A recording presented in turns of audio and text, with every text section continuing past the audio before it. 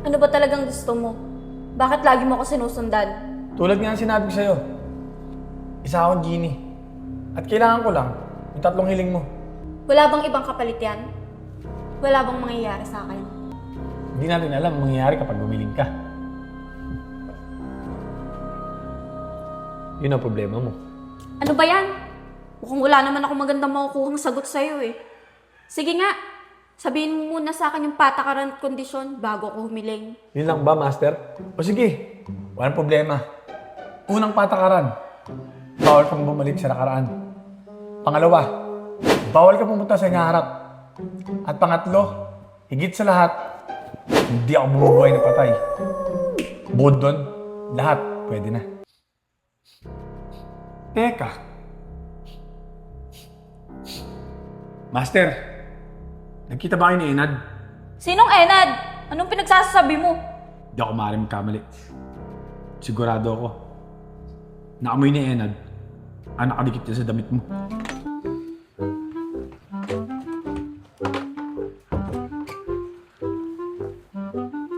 Makadalaw na nga lang kay Tito. Nakakainis kasi yung baliw dyan, sunod ng sunod sa akin. Kaalis na lang.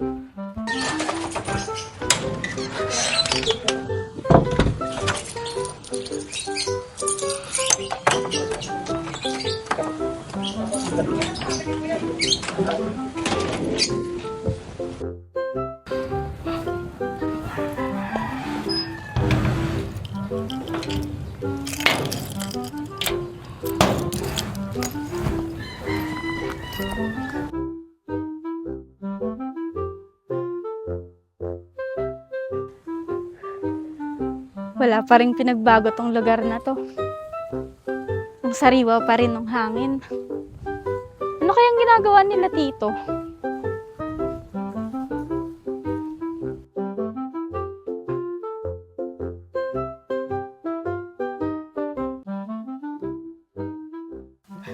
Kuya pong anak, may nililigawan ka na ba?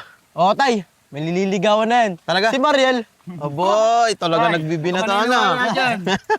Kunyari ka pa eh. Gusto mo naman. Okay na yan anak, binata ka naman. Wala namang masama dun. O tay, teka lang.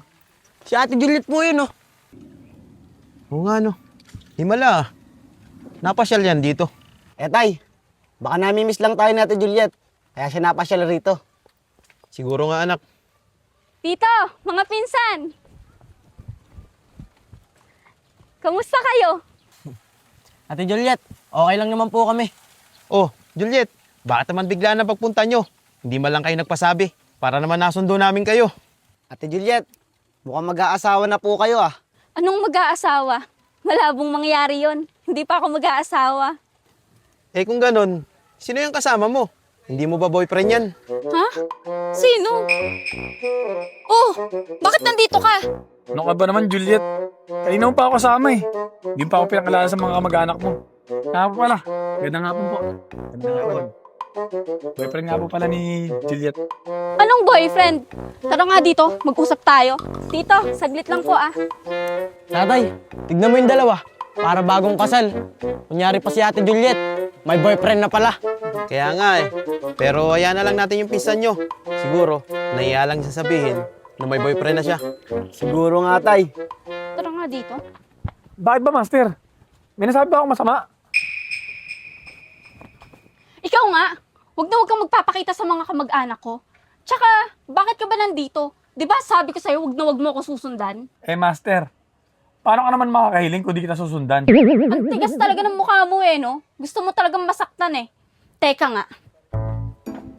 Sinusubukan mo talaga ako ah. Gusto mo talaga masaktan. Ano? Teka Juliet, anong ginagawa mo?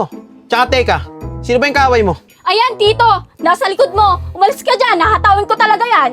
Teka nga Juliet, akin na nga yan.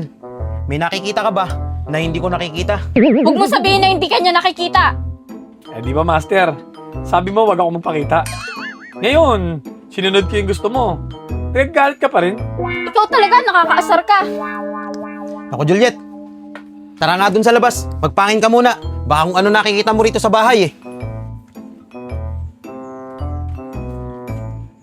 Bye-bye, Master.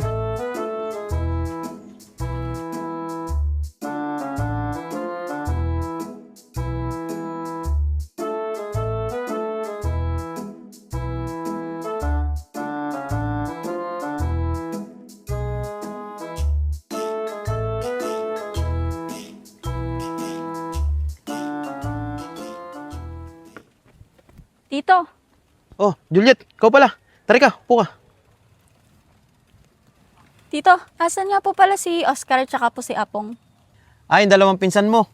Nasa bayan sila. Inutusan ko muna. Bumibili na makakain natin. Ganun po ba? Tito, pasensya na nga po pala kayo sa nangyari kahapon. Minsan na nga lang po ako pumunta dito. Tapos ganun pa yung ginawa ko. Ayun ba? Wala na yun. Huwag mo nang isipin yun. Alam ko naman pati, simula nung bata ka pa, na may nakikita ka na nang hindi namin nakikita. Pasensya na po talaga. Siya nga pala, Juliet. Yung kasama mo kahapon, hindi ko nakitang umalis ah. Saan nagpunta yun? Yung kasama ko po ba? Umuwi na po. Natakot po kasi siya sa akin nung nagalit ako eh. Kaya po, doon na po siya sa taas tumakbo. Ganun ba? Opo, Tito. Siya nga pala, Juliet. Kung may boyfriend ka, huwag ka mahihiya ah. Ipakilala mo sa amin. Tsaka nasa wasnong edad ka na naman para mag-asawa. Opo, Tito. Pero sa ngayon po kasi, wala pa po sa isip ko makipagrelasyon eh. Ganun ba? Siya nga po pala, Tito. Uuna na rin po ako Nagpunta lang po talaga ako dito para po kamustahin kayo. Oh, Juliet, hindi ka ba muna kakain? Hindi na po, Tito. Doon na lang po sa amin. Sige, mag-iingat ka. Basta kapag may oras ka, pwede ka ulit dumalaw dito. Sige po, Tito. Maraming salamat po. Sige, ingat. Thank you po.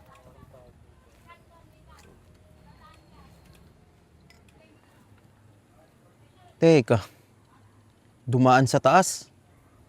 Wala naman daan dun ah.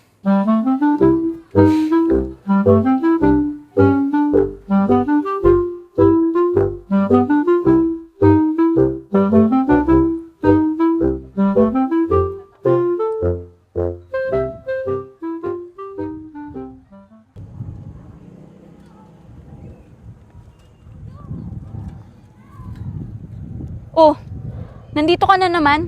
Anong ginagawa mo dito? Pasensya ka na, Master Kung bigla-bigla ka sumusulpot. Tulad ng ginawa ko kahapon. Wala na yun. Nangyari na eh. Nagmukha na akong tanga.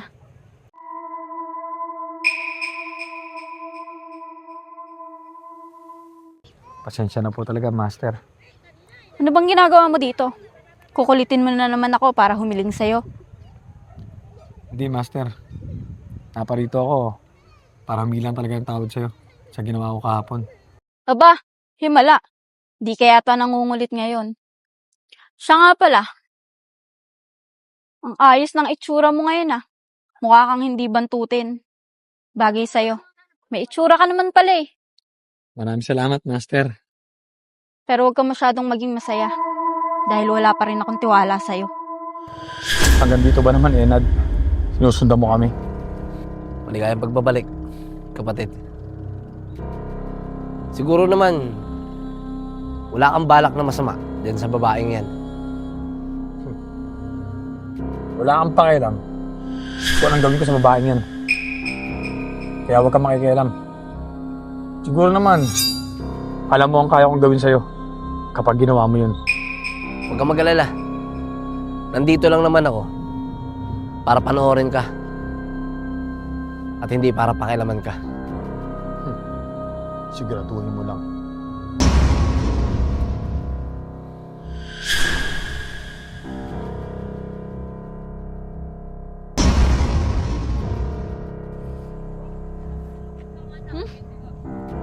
Asan yun? Bigla na naman nawala. Oh, saan ka galing? Diyan lang, Master. Tara na nga, gagabihin pa ako sa pag-uwi.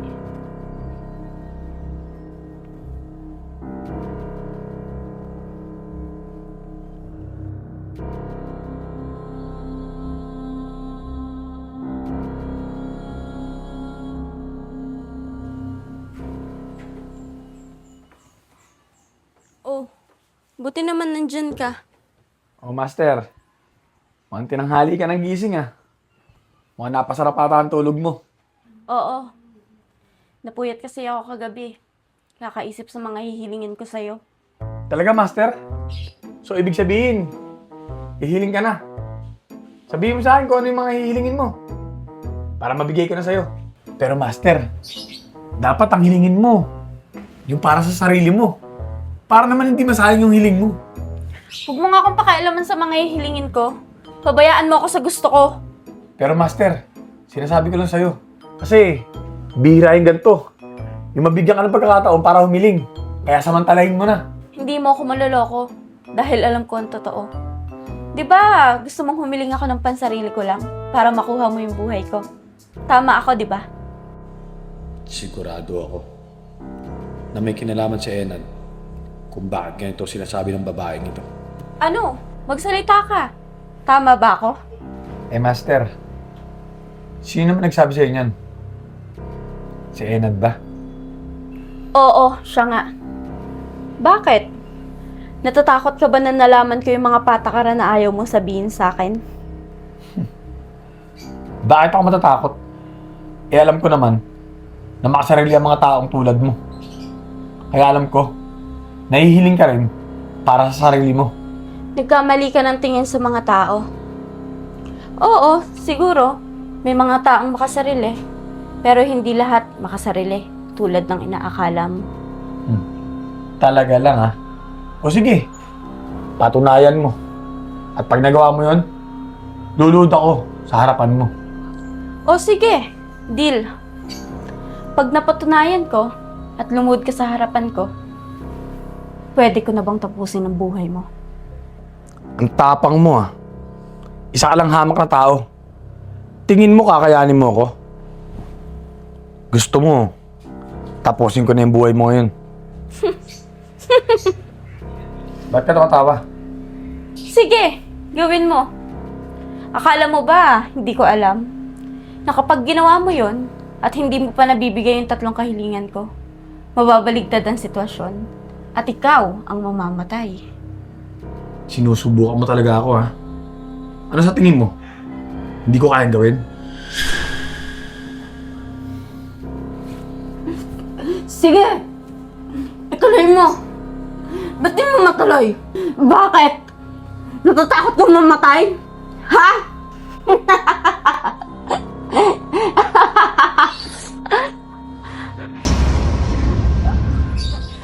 Asan ka? Bumalik ka! Asan ka?